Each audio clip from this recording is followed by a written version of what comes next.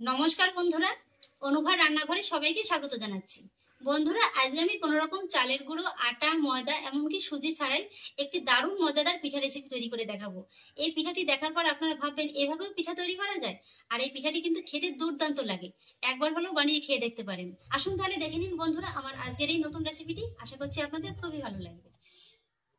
বন্ধুরা, রেসিপির শুরুতেই আমি সবার প্রথমে একটি পুর তৈরি করে নেব।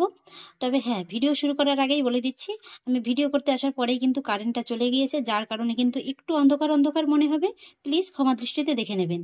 তো আজকের এই রেসিপিটির জন্য, পুরের জন্য আমি এখানে নিয়েছি একটু ছানা। এখানে আমি 500 গ্রাম দুধে ছানাটাকে কাটিয়ে নিয়েছি। ছানা কাটতে কম বেশি সবাই পারেন, তাই কাটানোটা দেখিয়ে দিলাম না। তবে ছানাটাকে কাটিয়ে নেওয়ার পরে কিন্তু জলটাকে খুব ভালো করে ঝরিয়ে নিতে হবে। এইভাবে মোটামুটি ছানাটা কিন্তু একটু শুকনো শুকনো করে নিতে হবে। আর এবার আমি এই ছানার ভিতরে দিয়ে দেবো 10 টাকা দামের 1 প্যাকেট গুঁড়ো দুধ। সেই সঙ্গে দিয়ে দেবো 5 থেকে 6টির মতো কাজু বাদাম। এখানে বাদামটাকে আমি হামানদিস্তাতে একটু থেতো করে নিয়েছি। বন্ধুরা, এই পুরটা খেতে কিন্তু অসম্ভব লোভনীয় হয়, খেতে কিন্তু দুর্দান্ত লাগে। এইভাবে পুর বানিয়ে এই পিঠাটি একবার হলেও তৈরি করে খেয়ে দেখবেন, এর স্বাদ কিন্তু জীবনেও ভুলতে পারবেন না। আর সেই সঙ্গে দিয়ে দেবো 2 চামচ গুঁড়ো করা চিনি। এবার এই সমস্ত উপকরণগুলো আমি প্রথমে একবার ভালো করে মেখে নেব। এই পুরটা কিন্তু একটু শুকনো শুকনো হবে। পুরটা আমার তৈরি করা হয়ে গেছে। এবার আমি এই পুরটাকে একটা সাইডে সরিয়ে রাখবো। আর এবার দেখুন বন্ধুরা, আজকের এই পিঠে রেসিপির জন্য আমি কিন্তু এখানে কোনো রকমের কোনো আটা, ময়দা, চালের গুঁড়ো এমনকি সুজিটাও ব্যবহার করিনি। নিয়ে নিয়েছি 1 প্যাকেট স্লাইস পাউরুটি। এই পাউরুটি দিয়ে যে এত সুন্দর পিঠে বানানো যায়, আপনারা কিন্তু না দেখলে বিশ্বাসই করতে পারবেন না। এবার প্রথমেই আমি পাউরুটির গা থেকে এই যে লাল অংশটা আছে এটাকে কেটে বাদ দিয়ে দেবো। একটা চাকুর সাহায্যে এইভাবে একটু সাইড দিয়ে কেটে নিলেই কিন্তু খুব সুন্দরভাবে দেখবেন এটা আলাদা হয়ে যাচ্ছে। আর এটা কিন্তু ফেলে দেওয়ার কোনো প্রয়োজন নেই। এই যে সাইডে লাল অংশটা আছে না, এটা দিয়ে কিন্তু পরে আপনারা ব্রেড ক্রাম্বস বানিয়েও রাখতে পারেন।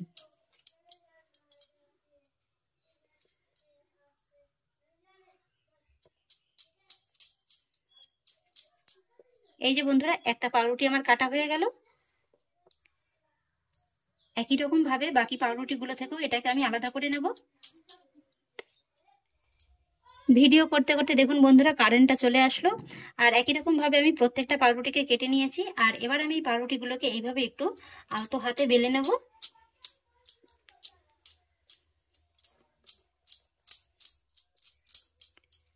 খুব সুন্দর করে একটাকে বেলে নিয়েছি, আর একই রকম ভাবে বাকিগুলোকেও বেলে নেব।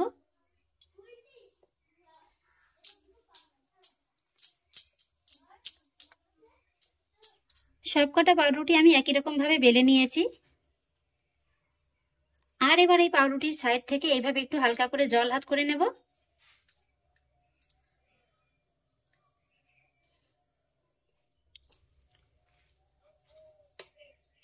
তারপরে আমি যে পুরটা রেডি করে রেখেছিলাম, সেই পুরটা থেকে এইভাবে অল্প একটু করে নেব। আর পাউরুটির মাঝ বরাবর এইভাবে একটু দিয়ে দেব। আর তারপরে এই রুটিটাকে ধরে এইভাবে একটু মুড়ে দেব।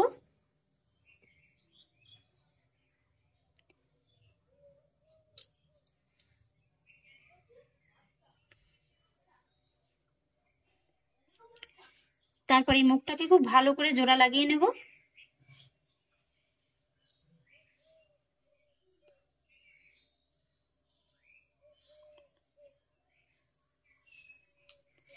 এই যে বন্ধুরা, আমি একটা পিঠা রেডি করে নিয়েছি। আরো একটি পিঠা রেডি করে নেব।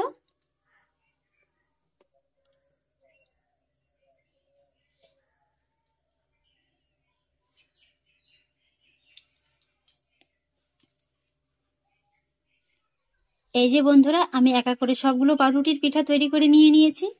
আর এবার আমি সমস্ত পিঠাগুলোকে ভেজে নেব। সেই জন্য একটি ফ্রাই প্যানের ভিতরে দিয়ে দেবো সাদা তেল।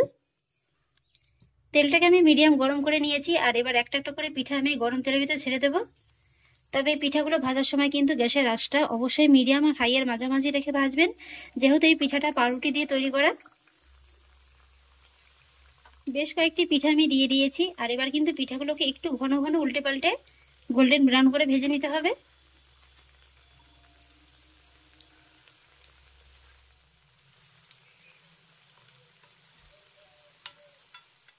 আমি আমি প্রথমের দিকে যে পিঠাগুলো ছেড়েছিলাম সেই পিঠাগুলো কিন্তু হয়ে গেছে। এই যে দেখুন কত সুন্দর একটা কালার চলে এসছে। এগুলোকে আমি গরম তেল থেকে তুলে নেব।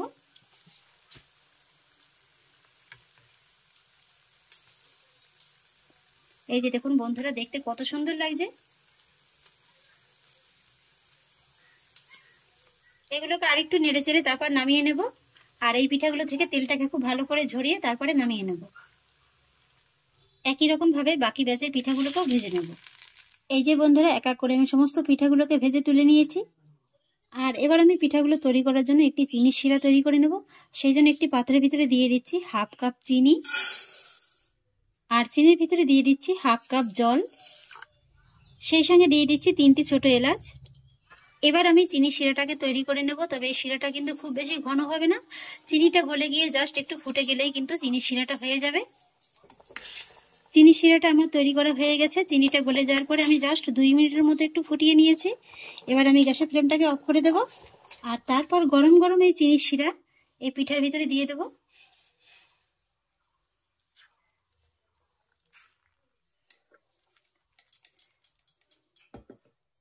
চিনির শিরাটাকে পিঠার সঙ্গে ভালো করে একবার লাগিয়ে নেব।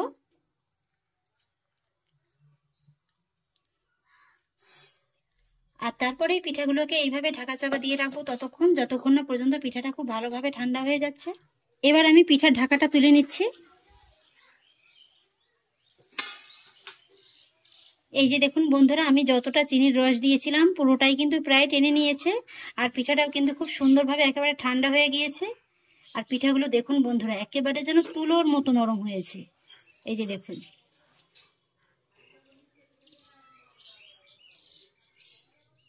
এবার আমি পিঠাগুলোকে সব একটু সার্ভ করে নেব। একটি প্লেটে আমি পিঠাগুলোকে সার্ভ করে নিচ্ছি। পিঠাটাকে আমি সার্ভিং প্লেটে সার্ভ করে নিয়েছি। আর এবার দেখার একটু সৌন্দর্যের জন্য উপর থেকে ছড়িয়ে দেবো সামান্য একটু পেস্তা কুচি। এটা দিলে যেমন দেখতেও ভালো লাগবে আর খেতেও কিন্তু খুবই সুন্দর লাগবে। এবার একটা পিঠা আমি আপনাদের একটু কেটে দেখিয়ে দিচ্ছি যে পিঠাগুলো কতটা নরম হয়েছে।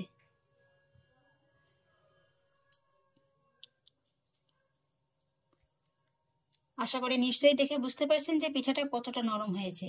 এই যে দেখুন। আর দেখুন রসে একেবারে টইটুম্বুর।